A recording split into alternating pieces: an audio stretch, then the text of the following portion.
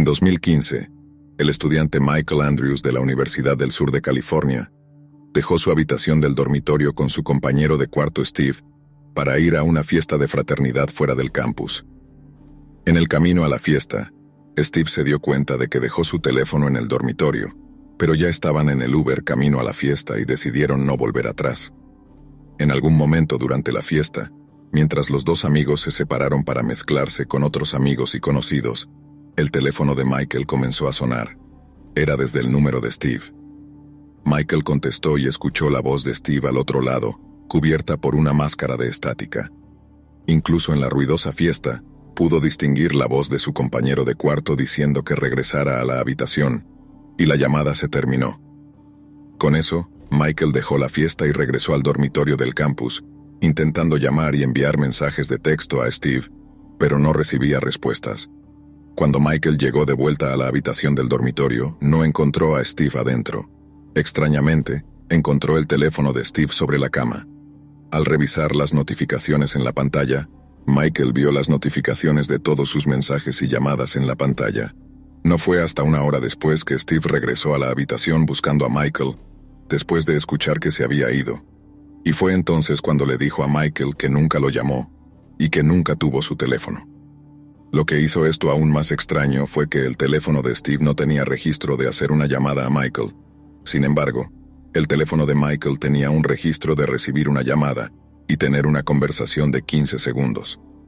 La compañía telefónica no pudo rastrear una llamada desde el lado de Steve y no se encontró a nadie escondido en su dormitorio ni nada parecido.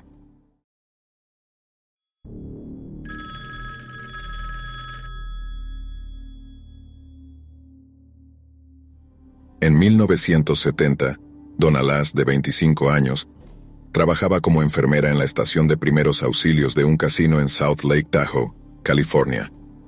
Un día, el jefe de Donna y su casero recibieron llamadas de un hombre no identificado que afirmaba que ella estaba lidiando con una enfermedad en la familia y estaría fuera de la ciudad por un tiempo. El jefe de Donna se mostró sospechoso, así que contactó a su madre, quien confirmó que la historia era una mentira. El coche de Donna fue encontrado estacionado fuera de su apartamento, pero no había rastro de ella en ninguna parte. El último indicio de su paradero fue una entrada que había hecho en su libro de registro cerca del final de su último turno. La entrada parecía estar incompleta, como si alguien posiblemente la hubiera interrumpido. Nadie pudo averiguar el paradero de Donna o la identidad del llamador hasta que el San Francisco Chronicle recibió una misteriosa postal 6 meses después. La postal era la última de una larga serie de mensajes crípticos del asesino del Zodíaco. El asesino no hizo referencia directa a Donna, pero insinuó que había asesinado y enterrado a su 12ª víctima en Lake Tahoe. No hacía falta ser un detective para hacer la conexión entre esta nota y la desaparición de Donna. La postal proporcionó muchas pistas posibles sobre el paradero de Donna, pero una búsqueda en la zona no dio resultados. Algo complicaba la conexión entre el asesino del Zodíaco y Donna, y es el hecho de que el asesino del Zodíaco no era conocido por esconder cuerpos. Así que si él no era responsable, el paradero del cuerpo de Donna y quien trató de ocultar su desaparición quedan como un misterio.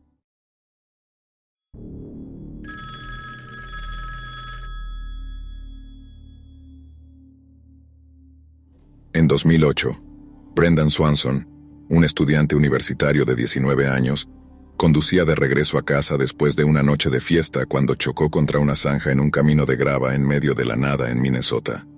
Sabiendo lo peligrosa que era su situación, y probablemente consciente de que estaba en una típica configuración de película de terror, llamó a sus padres y les pidió que lo recogieran. Sin embargo, sus padres tuvieron problemas para encontrarlo, y cuando llegaron a la ubicación que él proporcionó, no pudieron encontrar su coche, así que volvieron al teléfono por más de 45 minutos, tratando de encontrarlo mientras él describía su ubicación. Swanson afirmó que podía ver luces de una ciudad cercana y se dirigía en esa dirección. Pero las cosas tomaron un giro para peor cuando de repente exclamó, «¡Oh, mierda!». Antes de que su padre pudiera reprenderlo por usar ese lenguaje en el teléfono con él, la llamada se cortó y eso fue lo último que se supo de Brendan. A pesar de que cientos de voluntarios y 30 perros buscaron, solo se encontró su coche. ¿Qué le sucedió? ¿Qué vio que lo hizo exclamar, «Oh, mierda», antes de colgar abruptamente.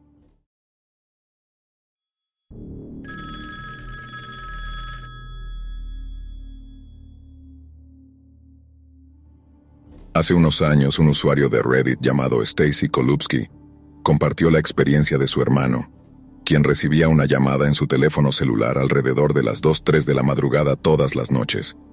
Él contestaba cada vez para escuchar un ruido infernal que describió como estática mezclada con gritos. Después de un mes de esto, decidió cambiar su número de celular y las llamadas cesaron.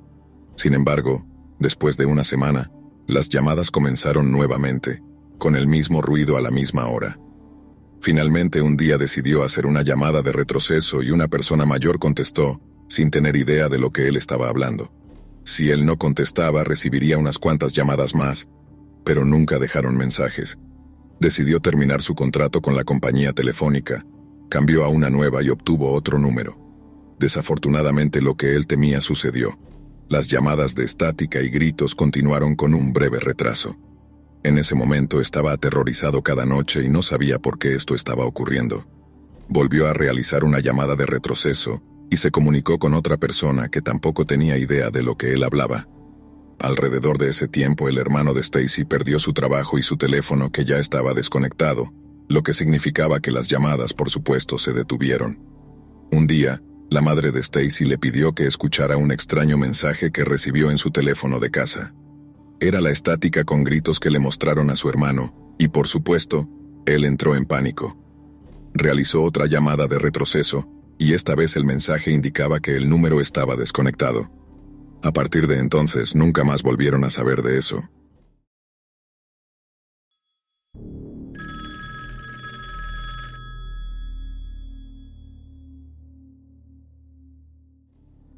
En la década de 1970, Bashir Kaushaki abrió un exitoso restaurante en Washington, D.C., y durante más de una década disfrutó de un éxito sin igual.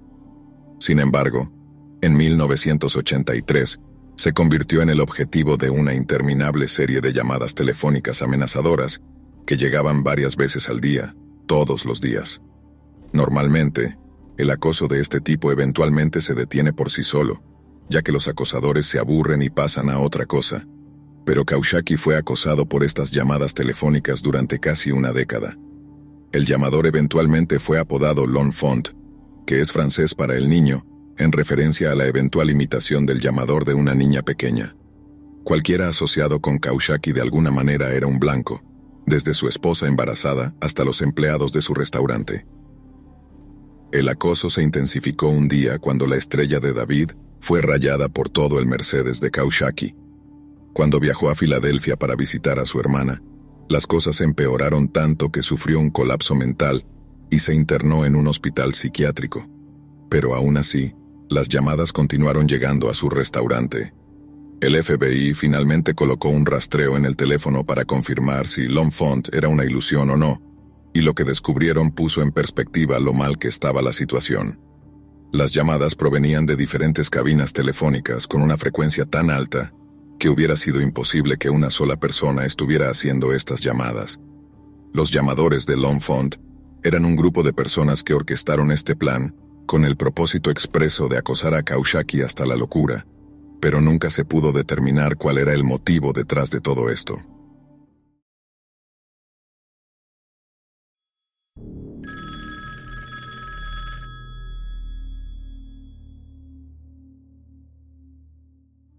En 1931, había un hombre llamado William Wallace que trabajaba como agente de seguros en Londres y tenía una obsesión por jugar ajedrez en su tiempo libre.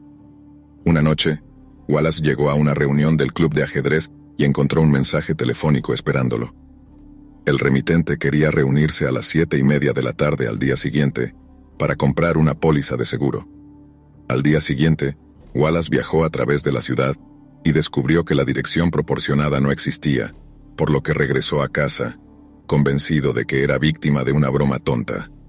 Sin embargo, cuando llegó a casa, encontró el cuerpo de su esposa, Julia, golpeado hasta la muerte en la sala de estar. El misterioso llamador fue el principal sospechoso, pero después de una investigación, la policía determinó que el propio William Wallace era el autor de la llamada. Las autoridades argumentaron que Wallace dejó el mensaje para fabricar una coartada, que él mismo asesinó a su esposa, luego se subió a un tranvía, condujo alrededor durante una hora y luego regresó a casa para supuestamente descubrir el cuerpo de su esposa. Sin embargo, este argumento era inválido, ya que era completamente imposible para Wallace haber cometido el asesinato, dado que no habría podido regresar lo suficientemente rápido. El jurado declaró a Wallace culpable del asesinato de todos modos, pero afortunadamente el Tribunal de Apelaciones Penales anuló inmediatamente la condena. El asesino nunca fue identificado, pero el principal sospechoso fue un antiguo empleado de la firma de seguros de Wallace, quien supuestamente le pidió a su esposa que le proporcionara una coartada falsa, y fue visto usando guantes ensangrentados y lavando su automóvil la noche del asesinato.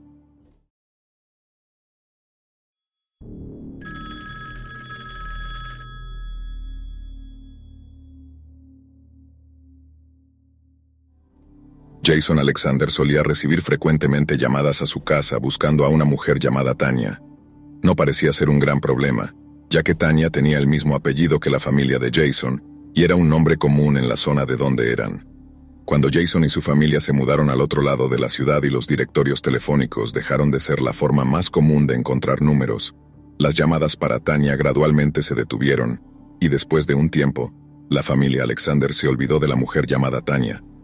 Fue alrededor de 4 años después que ella volvió a aparecer en sus vidas.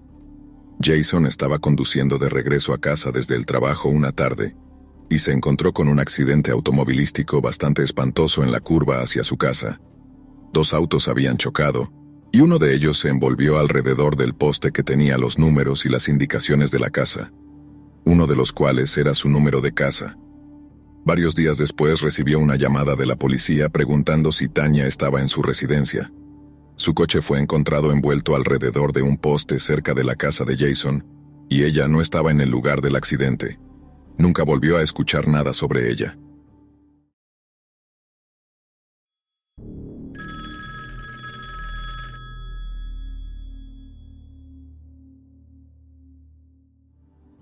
En 1965, la joven que estás viendo, llamada Judith Hyams, desapareció de su ciudad natal, Coral Gables, Florida.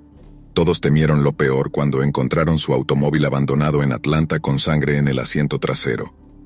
Judith estaba embarazada y había pasado recientemente por un divorcio. Supuestamente hizo arreglos para someterse a un aborto ilegal realizado por un médico húngaro llamado George Heido. Este médico fue acusado de conspirar para realizar el aborto, pero huyó del país después de pagar la fianza.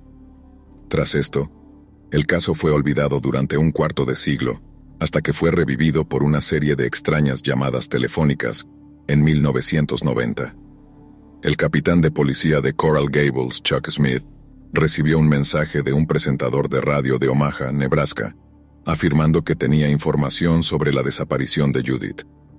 Smith llamó al presentador de radio, pero este estaba completamente confundido y afirmó que nunca hizo la llamada y que no sabía nada sobre Judith. Pronto Smith recibió otra llamada anónima afirmando que Judith estaba viva en Omaha. Smith no sabía nada sobre el caso, pero había viajado recientemente a Omaha para dar una conferencia en una academia de policía, lo que lo llevó a preguntarse si todo era una broma. Smith recibió una tercera llamada anónima de alguien que afirmaba ser un informante del FBI que había pasado tiempo recientemente con el Dr. Haidu en Hungría, e incluso proporcionó un antiguo número de teléfono para Haidu que resultó ser legítimo. Smith estaba confundido y, con un caso tan desconcertante, llevó la historia al programa de televisión Misterios sin resolver. Días después de que se emitiera el episodio de Judith Hyams, Smith recibió una carta anónima que confirmaba lo que muchos sospechaban desde un principio. Judith murió durante un aborto ilegal y terminó en una tumba acuática. Si bien esa es la solución lógica, no explica todas las extrañas llamadas. Los llamadores y el remitente de la carta nunca fueron identificados, el médico nunca fue encontrado y el cuerpo de Judith nunca fue recuperado.